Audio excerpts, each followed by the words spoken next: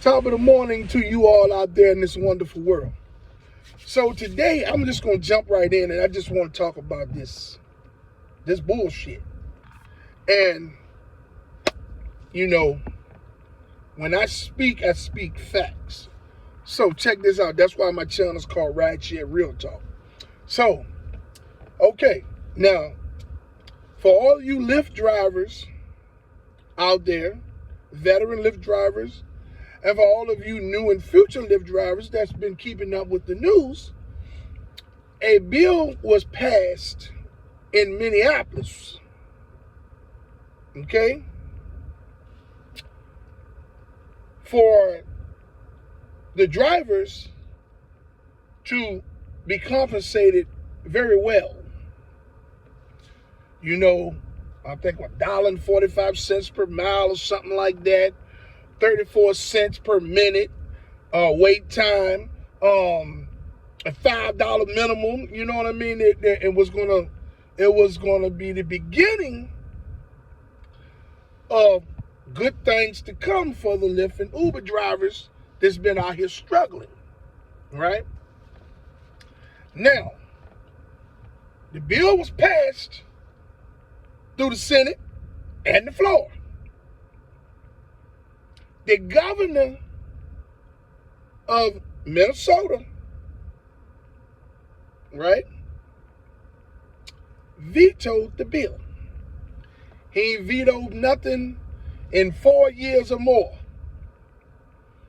but he vetoed this one.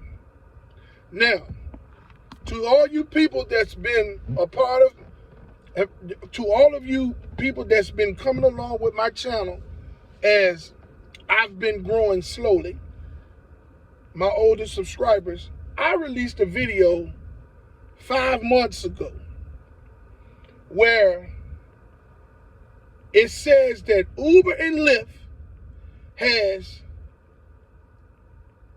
a contract with the federal government to service them, their employees, and their families with transportation for $810,000. I mean, for $810 million. Uber and Lyft, they have a contract with the federal government to service their workload, the workers' transportation, and their families' transportation. The federal government now awarded Uber and Lyft this contract. That's a major win for Uber and Lyft. This was a couple of years ago, right? But my reason for leaving that video 5 months ago, before any of these bills and things were passed for these other states to get more money from Uber and Lyft, to be treated fairly and to not be deactivated the way that they've been treating the drivers and things, and fair compensation. Before any of those, 5 months ago, I put this video out explaining the reason why the drivers will continue to struggle and the reason why no bills will get passed that's going to say that the drivers are going to get more money, and that the striking and the protesting is going to continue, and it's because that the federal government is aligned with Uber and Lyft through a business partnership. That business partnership cannot be fractured, and here's why. Because, as you all know, there used to be a lot of state cars and federal government vehicles. Now, this is a fleet of maintenance that had to be kept up by the government. They have to buy constant new vehicles to keep their employees that need to be out in the field in new vehicles, right? So that was major millions of dollars coming out of the budget every year. The upkeep of these vehicles and the the purchasing of newer vehicles, and it didn't help that the employees are driving the vehicles and tearing them up and damaging them and doing everything to them. So that turnover in those vehicles was high. The upkeep of those vehicles, you had to have a staff to be able to up and garages and things all over the world, the United States, to keep up the federal government's vehicles that the employees have to use. So, with this contract that Uber and Lyft was awarded for $810 million for 5 years, it gave the government an opportunity to cut back on buying so many vehicles, on employing so many people to upkeep these vehicles, and buying new ones, right? So, with the contract awarded to Uber and Lyft, they take innocent people that's out here trying to make a living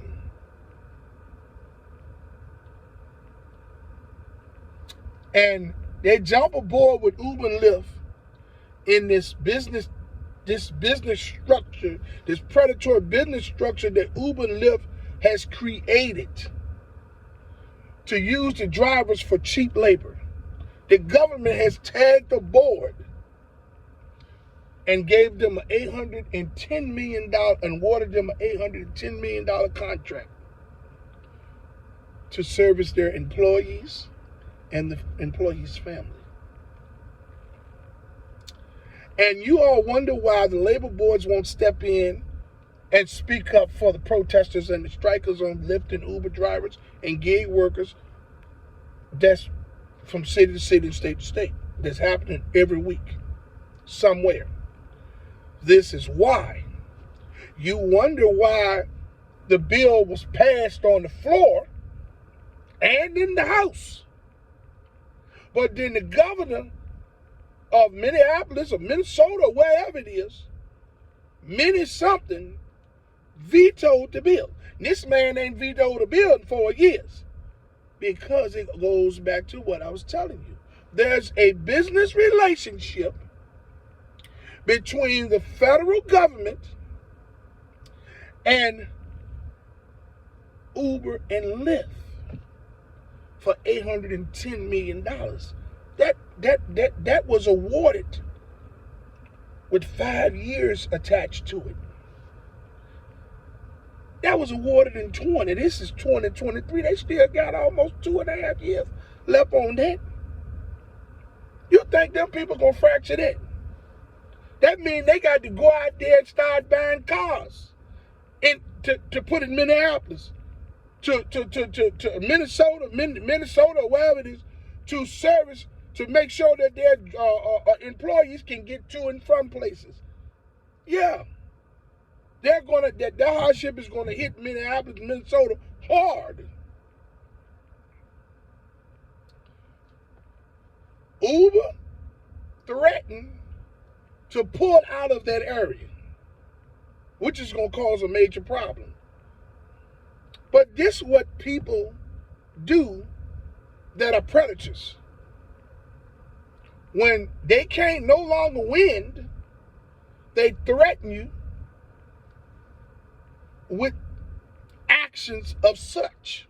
Well, we just going to pull out of the area. Okay. Well, what are they going to do? Every time a state passes a law that's fair to the drivers and the gig workers, they're going to pull out of those states as well.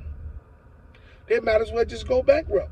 Because believe it or not, the drivers are going to win sooner or later. The drivers and the gig workers are going to win sooner or later. Now, I don't know how many of us that's driving currently will still be around. I don't know how long it's going to take. But believe me, people, here at my channel on Rideshare RealTalk, I talk about real stuff. And it's playing out now. I did a video 5 months ago where I talk about this. Why I talk about why the United States Labor Board don't jump in and help these strikers and protesters. Because the government is aligned with Uber and Lyft and Uber because they awarded them a federal contract to service, a transportation contract to service their workload, their employees and the employees' family. Do you people understand? This is why there's no winning happening for the drivers of Lyft and Uber and the gig workers, because the government is attached to the predatory, to these corporations' predatory actions, which is enabling them to continue to do the things that they're doing to the drivers. They're using the drivers for cheaper labor. Drivers are out here struggling, saying the same things. It's just like an echo is traveling from state to state, city to city, and state to state. Because you get 200 drivers from different states and they're all going to sit there and talk about the same thing. Because it's happening. And the government is turning a blind eye. All of the politicians are turning a blind eye. Well, any politicians with any type of strong voice, that when they speak, the news is going to catch it. They're going to turn the blind eye. Because their government, they don't want to step on the toes of the government. The government don't want to step on the toes of Uber nor Lyft nor Uber due to the contract that they have in place. If the government sanction right doing to these companies, it's going to fracture the relationship. Uber and Lyft is going to take that predatory demand that they created by running these cab companies out of business with their bait and switch tactic and pull out. They're probably going to fold. Then the market will just be wide open for a whole bunch of other predatory companies to come in. Probably some that they already got lined up for to come out, roll out next. But you people, you best believe that here on my channel, Rideshare RealTalk, I'm going to tell you what's real. We're going to talk about real things, things that's going to actually happen, situations that you're going to actually go through as a driver. I'm going to give you tips on how to navigate through those situations, as well as give you tips on how to navigate through most of the situations within the app. I would like to say to all of my subscribers, thank you all. And to all of the people that haven't subscribed to my channel, I would like to say, I would like for you to like, subscribe, and hit the notification bell so you can stay in the loop for my latest videos.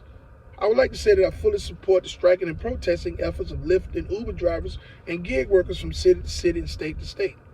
I commend you all for you all's unselfish approach to fighting for change for everyone. Even if there's no change to be gotten, I applaud you all's effort. It took heart and pertinacity to stand up and fight for change for everyone. Hey, you all out there have a safe weekend. Enjoy your weekend. You drivers, keep your doors locked, keep your head on the swivel. And until my next video, let's get this bread, baby.